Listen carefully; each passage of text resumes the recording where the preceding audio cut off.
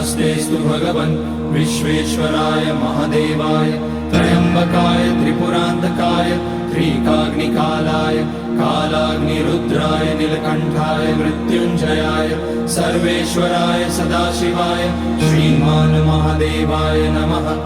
ॐ नमः शम्भवाय च मयोभवाय च नमः शङ्कराय च मयस्कराय च नमः शिवाय च शिवतराय च।